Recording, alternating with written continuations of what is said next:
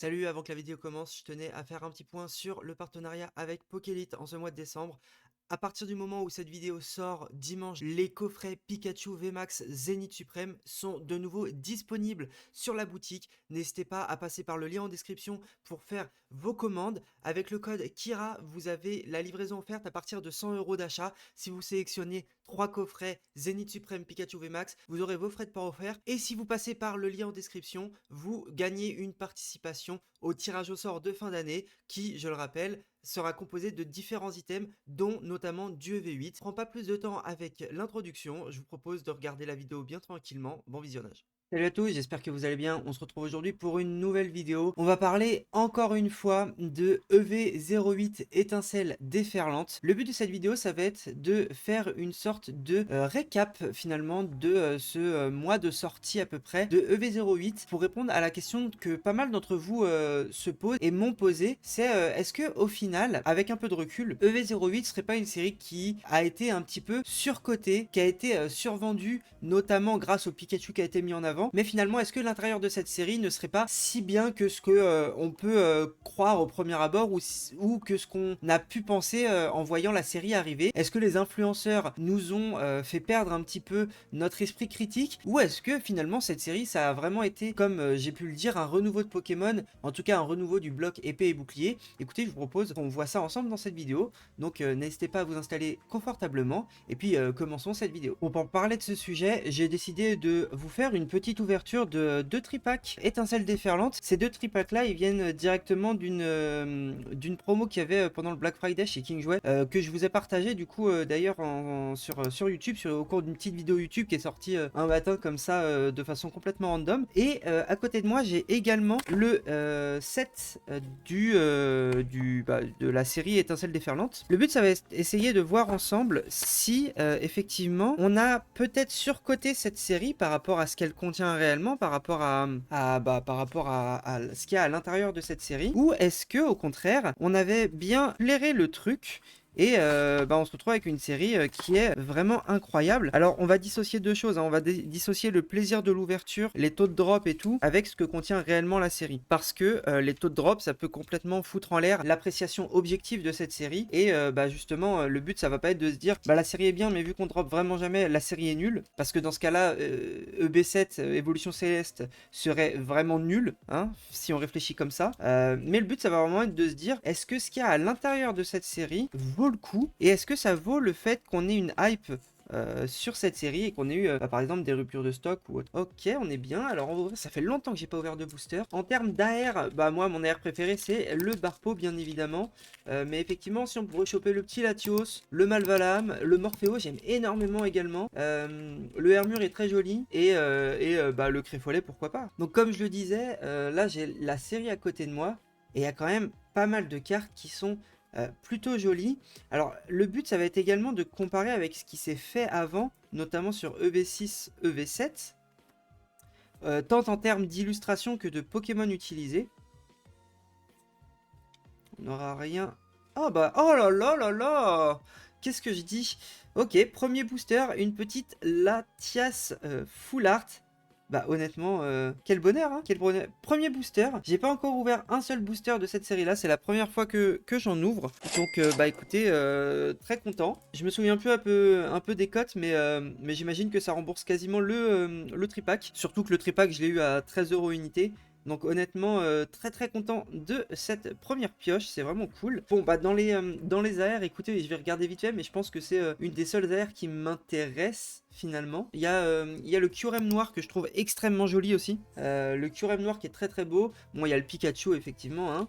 Putain, mais en fait, non, il y a beaucoup d'air qui sont très jolis, quoi. Parce que même le Milobellus, je le veux bien. Le Trioxyde, le Libégon est très joli, je trouve. Mais ok, bon, écoutez, premier booster, très belle pioche. Et pour revenir à ce que je disais, effectivement, en fait, si on ne prend pas en compte le fait que les Pokémon choisis dans cette nouvelle série parlent beaucoup plus aux gens que les Pokémon des anciennes séries, enfin des EV6, EV7, honnêtement, pour moi, que ce soit en termes de qualité de cartes ou en termes de qualité des Pokémon sélectionnés, en fait, je comprends pas que certaines personnes trouvent que cette série soit surcotée.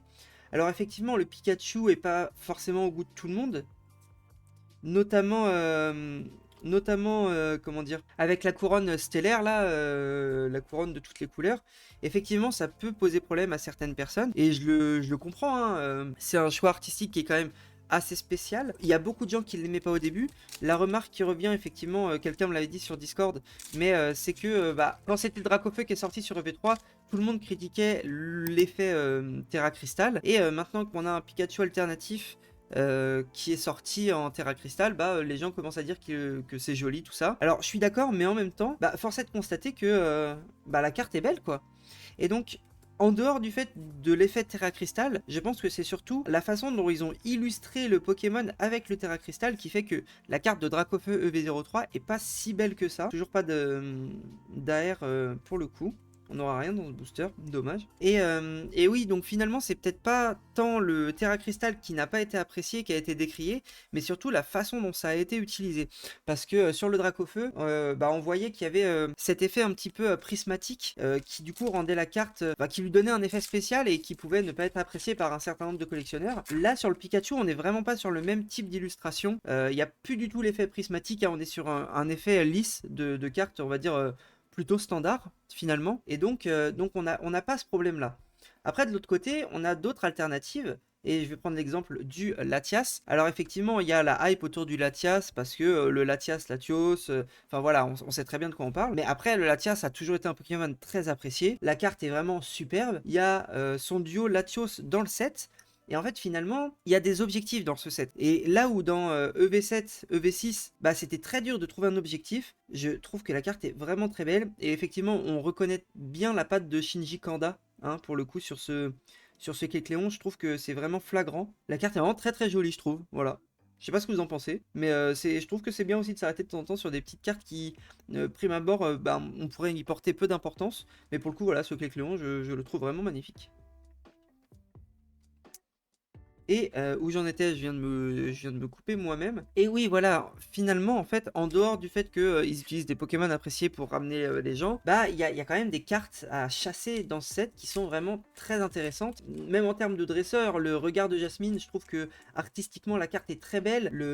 La façon dont la carte a été dessinée, c'est vraiment très très joli. Pour moi, il y a des trucs qui ont été tentés et qui sont pas beaux, mais qui sont intéressants. C'est par exemple la carte du Fermite alternatif.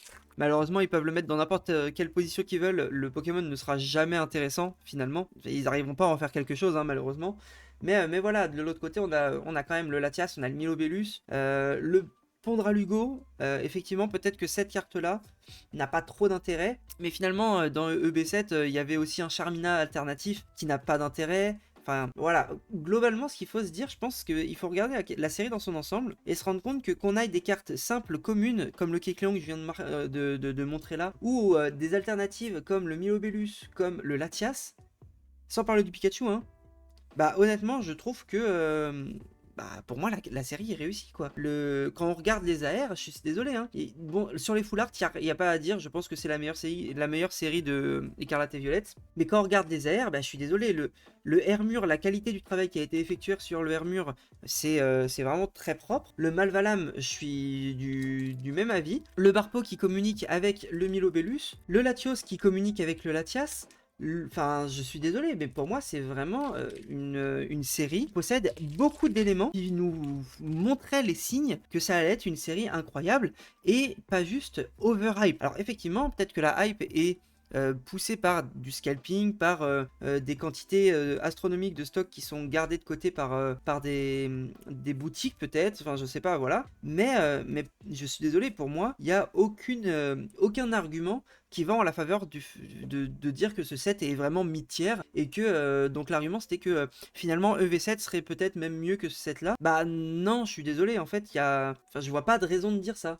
Que ce soit en termes des Pokémon sélectionnés, en termes des illustrations, en termes de justement d'histoire qui raconte, le Barpo qui évolue en Milobellus, le Latias et le Latios qui se répondent, bah non, enfin honnêtement moi je capte pas trop les critiques qu'on peut faire à cette série.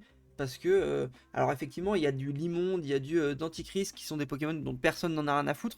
Mais dans la globalité, je sais pas, même le Kecleon est vraiment très joli en AR, là je l'ai sous les yeux. Bon écoutez, on n'aura rien du tout dans ces deux tripacks, on aura juste eu ce petit Latias X. Bon, en vrai finalement ça me va quand même, hein, la carte est très belle. Et pour 6 boosters, je trouve que on a quand même eu un petit drop bien sympathique. Mais voilà, je compte finir cette vidéo en vous disant que, à mon avis, cette série-là est vraiment hyper bien. Elle marque, comme je le disais, le renouveau de Pokémon, en tout cas sur Écarlate et Violette. Et en fait, enfin voilà, je finirai par dire que je n'arrive pas à comprendre les critiques qui sont apportées à cette série, parce que quand là je l'ai sous les yeux, bah honnêtement, pour moi, il y a énormément de super belles cartes. Par exemple, le charme d'Atalante, où bah on voit le Altaria juste derrière. Bah non, je suis désolé, moi c'est masterclass. Enfin vraiment, c'est il n'y a pas de vrai contre-argument, je trouve. Et à part peut-être qu'il y a beaucoup d'alternatives, et donc certaines alternatives qui sont pas très intéressantes, typiquement l'esprit vif de Lem, le pont Dralugon, le Irido. Mais finalement, c'est tellement peu par rapport à ce que la série nous propose en termes de belles cartes. Alors effectivement, si vous n'êtes pas fan de la 3ème génération, bah Latios, Milobellus, vous en avez rien à foutre. Le Pikachu, si vous trouvez que le Terrastellaire est pas très beau, bah vous l'aimez pas, et le Trioxide non plus. Mais enfin, ça fait beaucoup de conditions pour ne pas aimer cette série, quoi.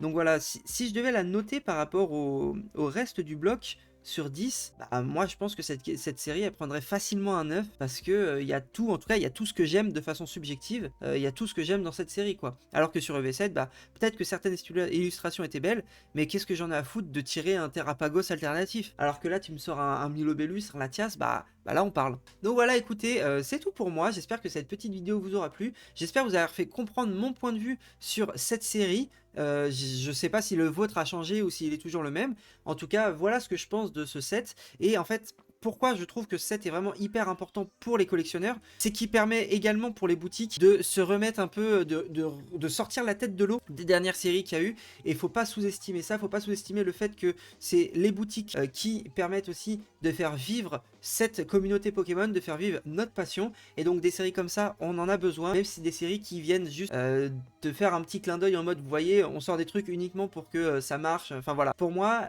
tout va ensemble, et je trouve ça contre-productif de critiquer cette série, parce que elle a énormément d'arguments qui jouent en sa faveur, qui jouent en la faveur de la collection, et qui jouent en la faveur de la fin du bloc Écarlate et Violette. Je vous laisse me dire en commentaire ce que vous avez pensé de cette vidéo et de cette série également. N'hésitez pas encore une fois à nous rejoindre sur Discord, on est quelques centaines maintenant, le Discord se met en place petit à petit, je suis très content de la forme que ça prend, et puis je vous dis à la prochaine dans une prochaine vidéo. Ciao tout le monde.